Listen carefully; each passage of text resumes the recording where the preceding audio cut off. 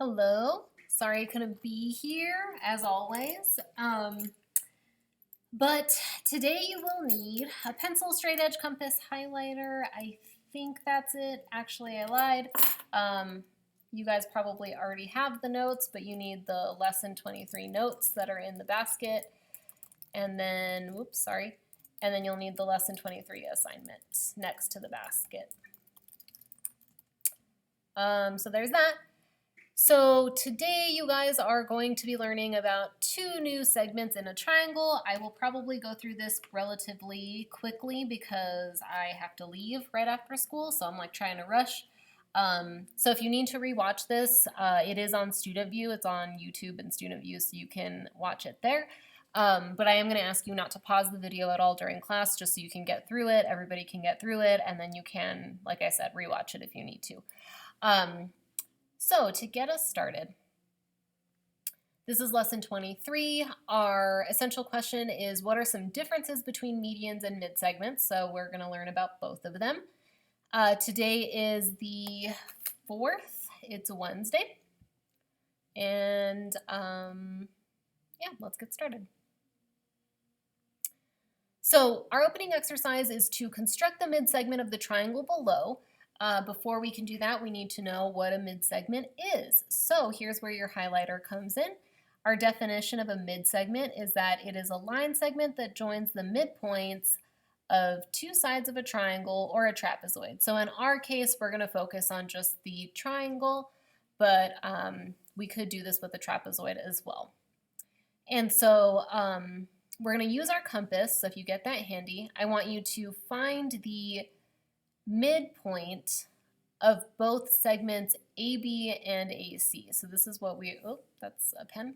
We're going to find the midpoints of both of those, and then we're going to label them X and Y respectively. So the midpoint of AB will be X, the midpoint of AC will be Y. And yeah, let's go ahead and do that. So I will do it as well so that I can give you enough time on the video. I will say, as you are doing these midpoints, try to make the least amount of marks that you need to. So like mine, I'm going to have to go back here, but oh my gosh. Anyway.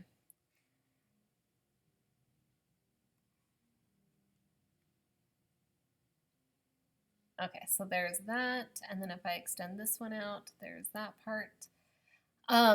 When you line up your straight edge here, I want to advise you to not draw the full line through. So what I would say is get out your straight edge and kind of align. Let me see if I can align this well. So align your straight edge to the actual intersections, but I don't want you to draw the full line through. I want you to just draw the actual midpoint. So in this case, I would just be drawing a point right there on AB, and then I can move my straight edge out of the way. So this point right here is going to be my point X, and then I'll do the same thing on the other side, but I'm going to do it with Y, and I am going to pick a different color. If you are using colored pens, you can do a similar thing. So I'm going to make my marks here, move my compass over. Should be the same radius size. Mine moved just a tiny bit. And then again, you're going to line up your straight edge with both of these intersections, but you're just going to put your point Y there, not the full line. If you want to go back and erase parts of it, you can. You don't really need all of this stuff. We are going to be drawing a lot on this picture, so the least amount of things you have on here is better. But if you can't erase, if you use regular pen or something, then that's fine too. So once you've got those, for part B, it says to draw the mid-segment XY. So now that we have those two midpoints, we can connect those two midpoints with a mid-segment like so. You should actually see, mine's a little bit off because I didn't line up my straight edge, but you should actually see that it'll look something like that. Okay. So now it says to compare AXY and ABC. So if I were to look, for example, at AXY, that's this angle here, and if I compared it to ABC, that's this angle here, it looks like those could potentially be corresponding angles. So that's what I'm going to write in my relationship here, is that they could be corresponding. But if you recall, when we talked about corresponding, we said that we could only have corresponding, or we could only have alternate interiors. We could only have those things if I had parallel lines. So in this case, our implication here of this relationship is that if that was true, I would have to know that XY and BC are parallel in order for those to actually be corresponding. So that's my implication here, is that XY would have to be parallel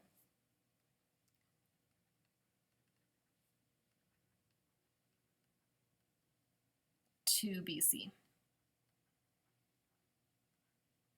And so in this case, I don't quite know that. So I'm going to go back through, and I actually am going to erase this because I don't want to assume that those are equal.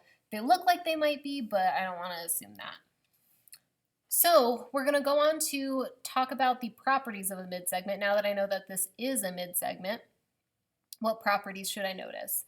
So if I look at this, the midsegment of a triangle is parallel to the third side. Whoops, sorry, my pen stopped writing there. Parallel. And it is half the length, or sorry, twice the length. Half the length. Oh my gosh, I'm sorry. Half the length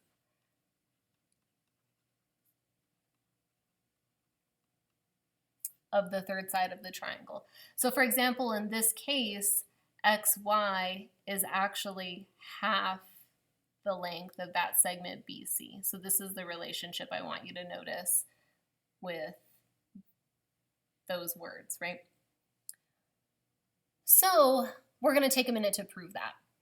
So to prove that, we're going to continue to work with our figure from our opening exercise. So it says we're given this midsegment of that triangle. We're going to prove both of those things, that we have parallel lines and that BC is actually half the length, or I'm sorry, XY is half the length of BC. So first, you'll notice in this construction part, construct the following. So in the opening exercise, you're going to draw a triangle YGC according to the following steps. So you're going to extend XY, so you'll get your straight edge. Line it up with XY again, but in this case, you're going to extend that XY out like so. And then it also says to make a point G so that YG and XY are equal in length. So from here, I'm going to get my compass back out, and I'm going to measure what X and Y were, X to Y. And I'm going to copy that length over onto this extended part, and that's the point that I'm going to call my point G. And since my construction said to make a triangle YGC, I'm going to go through with my straight edge again and connect G to C. So now I've got that triangle there. And you can set your compass aside for now. So looking at this, I'm going to go through my whole proof. You'll notice that some of the statements have some blanks over here, so we're going to go through and fill in some of those blanks as well. So looking at what I just did here, if I look at those segments XY and YG, XY is this part, YG is the part I just constructed, I should know that those are equal to each other. So that's what I'm going to write in my statement. And then my reason is going to be, you can either put given or you can put by construction. I'm going to put both. So it was kind of given to us because the construction told us to do that. So now when I go back up to look at these two angles, AYX and CYG. I'm going to look at those and compare them. So AYX is from A to Y to X. So it is this angle here. And then if I look at GYC, that's this angle here, you'll notice both of those are vertical angles. So they should be equal to each other.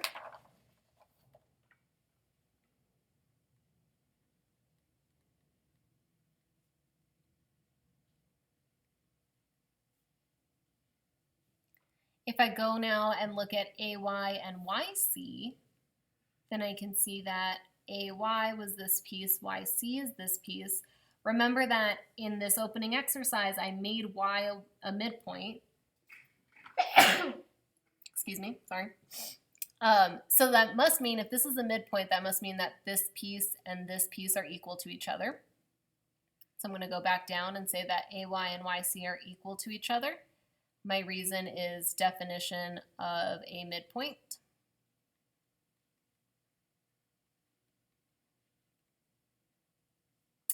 Then I should be able to see that I have some congruent triangles here.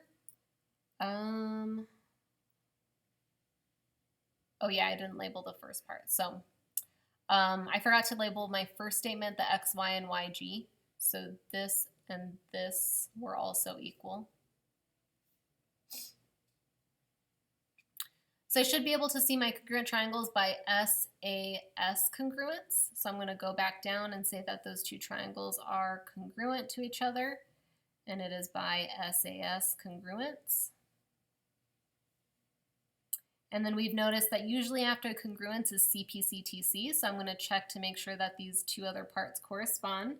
So looking at GC, that's this piece here, 1, 2, 3, and then AX, those do actually correspond to each other. So my next reason, or my next statement is that they're equal. My reason is CPCTC. Now if I look at the next two angles, AXY and CGY. So AXY is this one here, C to G to Y, that's this one over here. Some of you might think that those look like they're alternate interior, and you wouldn't be wrong about that. They do look alternate interior, but I only have alternate interiors when my lines are parallel, and I don't have any parallel lines here, at least not that I know of. So I can't say that they're alternate interior, but I can still say that they're corresponding. So if you imagine this triangle kind of rotating around this way, you would see that this angle G would overlap the angle X. You could also see in the congruent statement that G is the middle angle and X is the middle angle, so those correspond to each other. So I would make this one equal, and I would make it because of another CPCTC. They are still corresponding parts of congruent triangles. If I go back up, AB and GC, now that I know that those are corresponding, like by CPCTC, then I can say, well, that must make these two lines parallel then, because those alternate interiors are actually equal to each other. So if they look like they're alternate interior and they're equal, that must tell you that these lines are parallel. So my next statement here is going to be that AB is parallel to GC, and my reason is because the alternate interior angles are equal.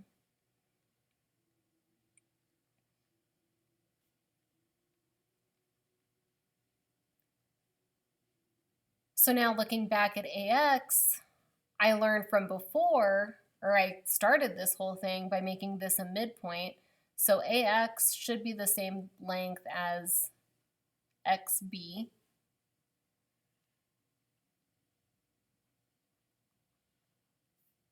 And it's, again, by a definition of a midpoint.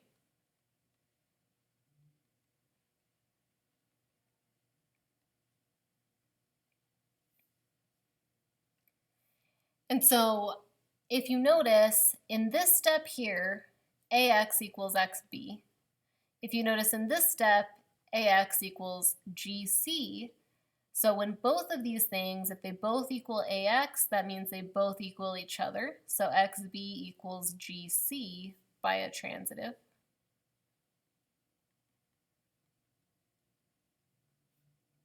And you can see that clearer in your diagram because each of those segments have three little lines through them. So we can see that they're all equal, but now we're kind of formally putting that in our proof.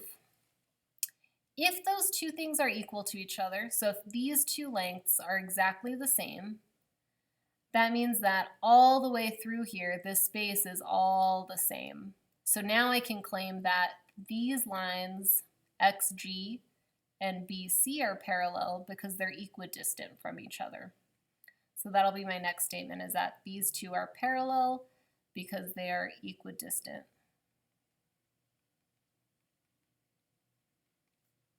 So I'll say something like equidistant lines are parallel.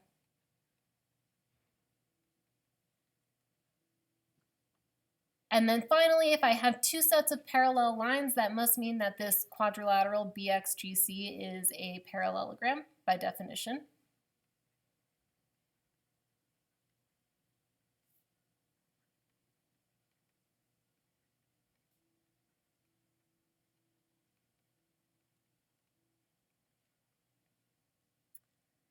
If I know that it's a parallelogram, I should also know that XG and BC are the same length because they are opposite sides.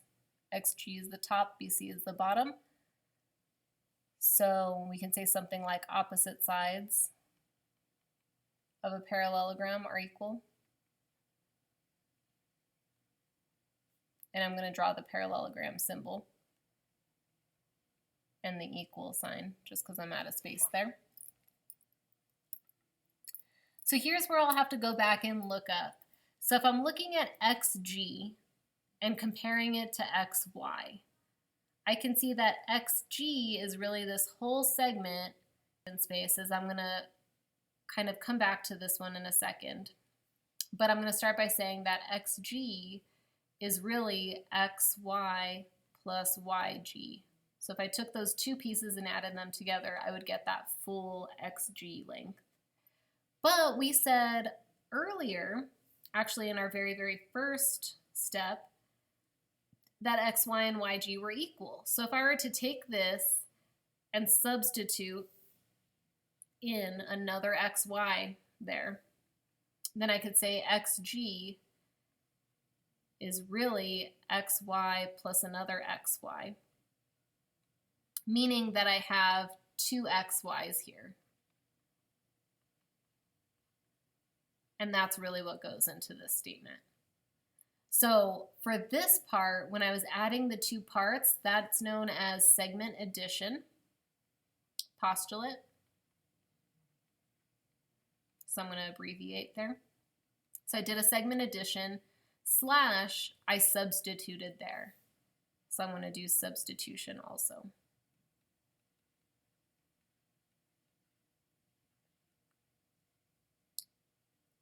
So now I have two XYs there, but I learned from earlier that XG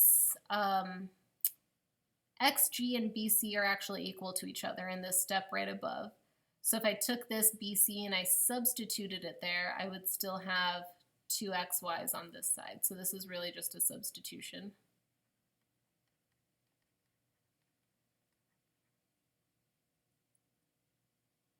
You could technically, I guess, no, you wouldn't be able to say a transitive. Never mind. Oh, yeah, you could.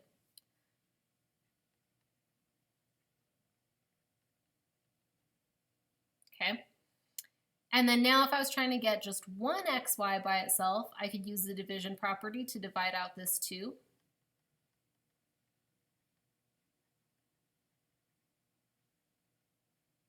And so if I divided this side by 2, I would get the XY by itself. If I divided this 1 by 2, I would get 1/2. And that's what I was trying to prove. So recall in our beginning, we were trying to prove that XY was half of BC. And I did that at the very end here. I was also trying to prove that XY is parallel to BC. And I kind of did that, except here I called it XG instead of XY, but those are on the same line. So we technically proved both of those there. So that's it for that side. The back side ends up being a lot easier. You'll soon find out. So let's get right into it. So apply what you know about properties of midsegments to solve the following exercises. So if I look at this, I know that this is a midsegment because this shows me that it's cut in half. Those pieces are equal. These two pieces are also equal. So if this is a midsegment, we learned from the front that the midsegment is half the length of this other side, and it's also parallel to the other side. So this x value should just be 15. It should be half of this 30. Then if I'm asked for the perimeter, since this is 9 units long and I know this is the same, this is also 9. This down here is 10 units long and so is this one. So really I've got a perimeter, I've got a side length of 18. I've got a side length here of 20. So 20 plus 18 plus this 30 would give me a full perimeter of 68 units. Going on to the next one, again, I know that these are midpoints because of the way that this triangle is labeled. So I should know that this is parallel. Knowing that should tell me that this angle actually corresponds over here. So x should be 50 degrees. If I know that this is 50 degrees, then I can use triangle sum here to say 50 plus 60 is 110. 180 minus 110 is 70 degrees for this other missing angle. And this missing angle corresponds up here to the y. So that one would also be 70 degrees. So notice we're using corresponding angles and then we're using midpoints for lengths of sides.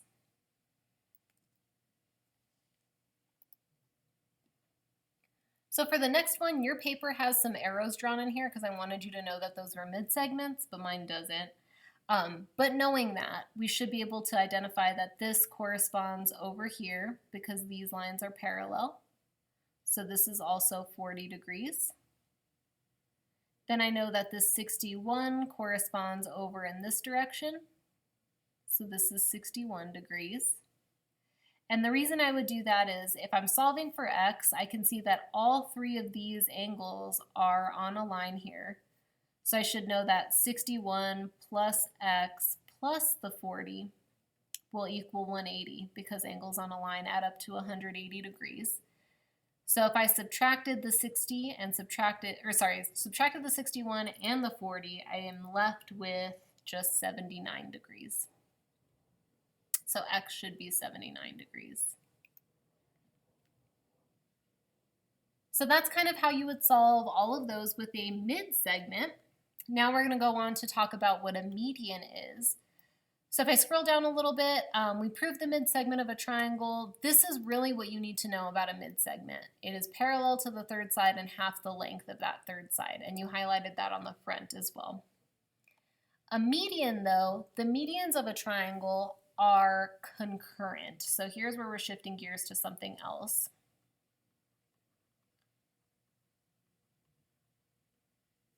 So to be concurrent, sorry, I wrote that kind of weird. To be concurrent means that all of the three medians meet at a single point. So they all intersect each other. So that's what that word means. And that point of concurrency is called a centroid. So for example, what I mean by this is if I had, say, a triangle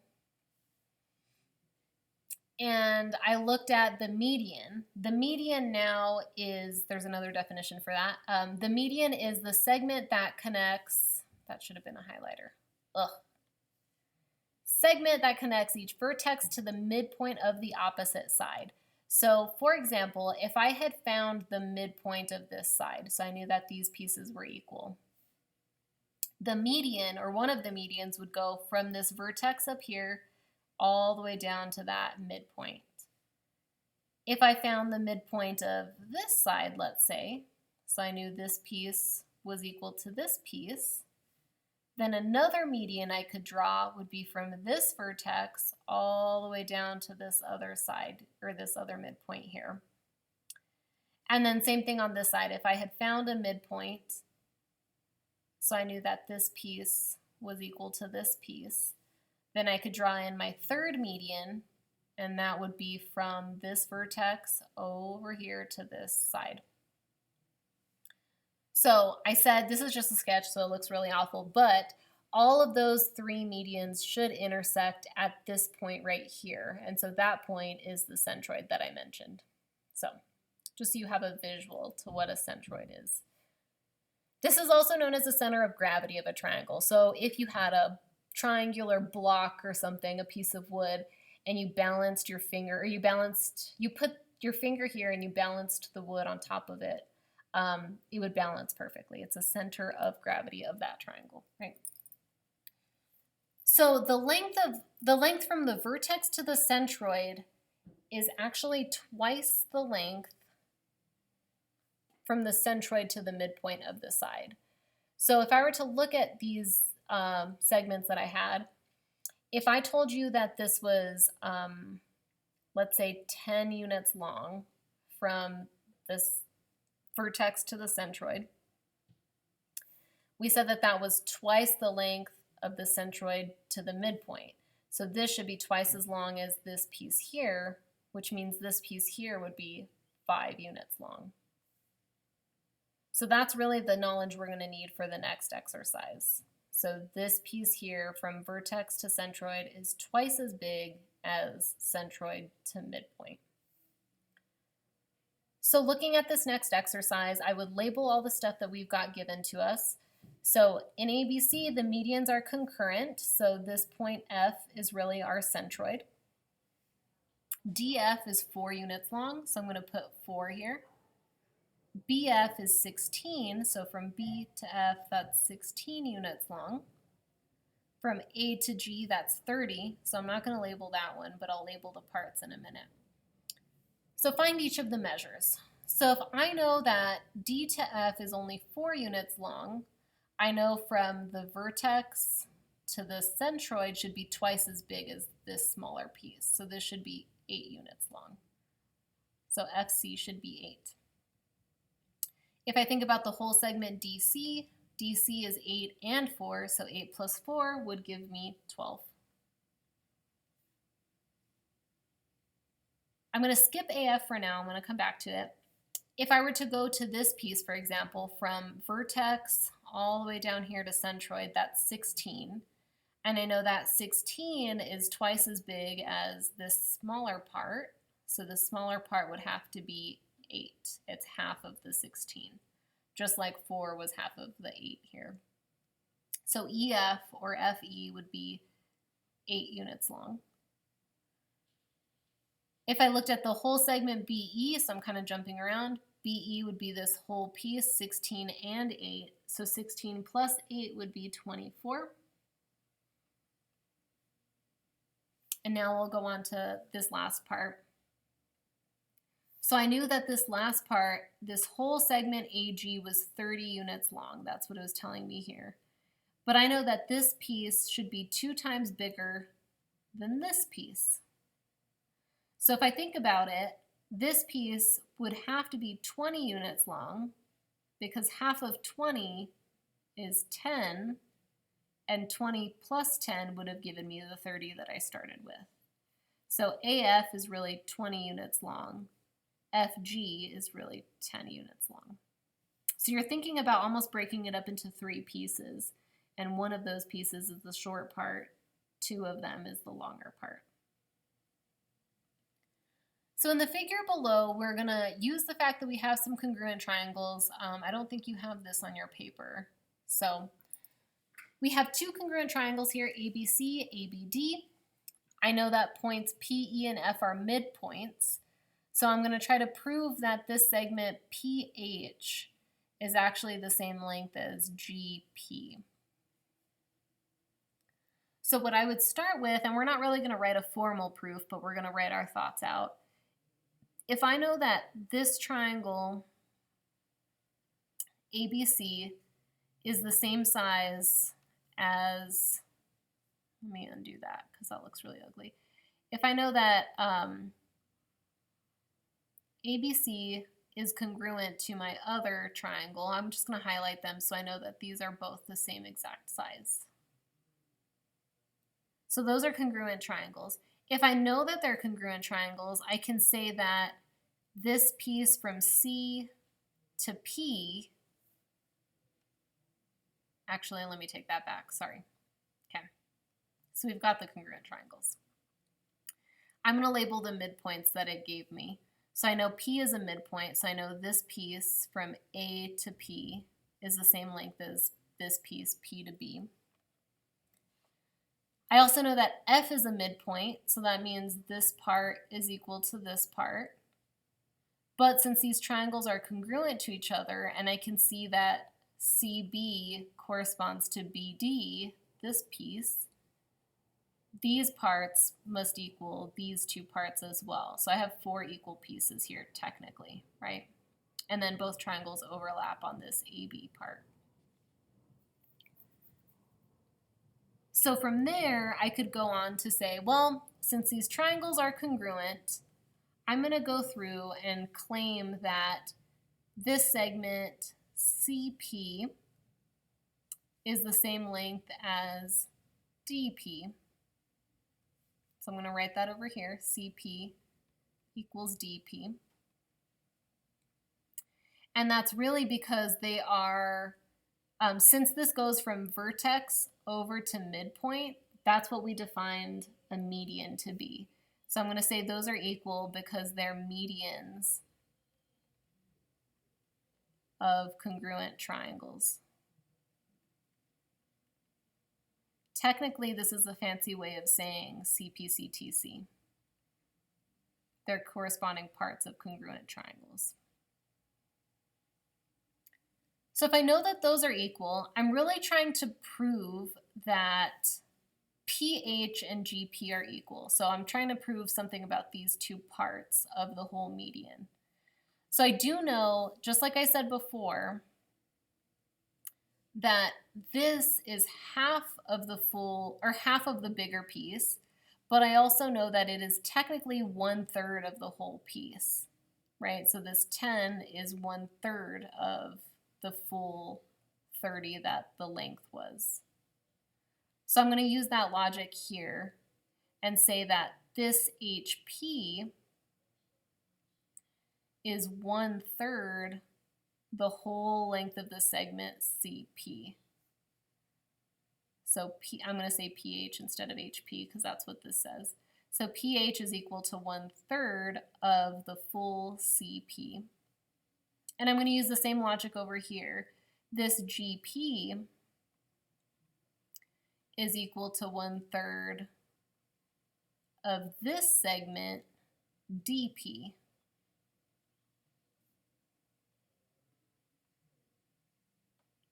And so now looking at those, I'm going to claim that both of those are true by definition of medians.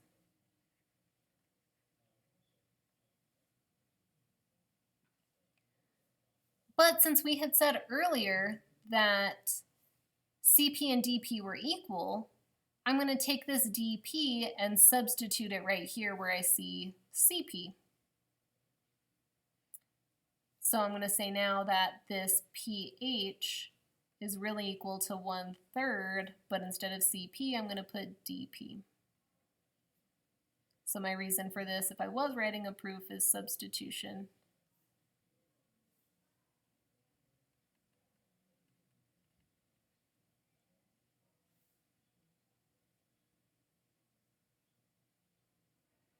Now you'll notice with both of these equations, they both equal the same thing. They both equal 1/3 of dp. So that means I can use transitive property to claim that both of these equal the same thing. So they both equal each other. So pH must equal GP. And that is what I wanted to prove. Out here using a couple CPCTCs and definitions, etc. So your assignment today is again next to the basket, so you can use the remainder of this class to work on that assignment. If you didn't catch something on the notes, then you can, I will say it's okay to use your cell phone to log into Student View and rewatch this video because I might have gone pretty quickly. But if you feel like you've got the general idea, then go ahead and just get started on the notes. But yeah, that's the main thing I need you to know is this relationship here with this being twice as big as this length.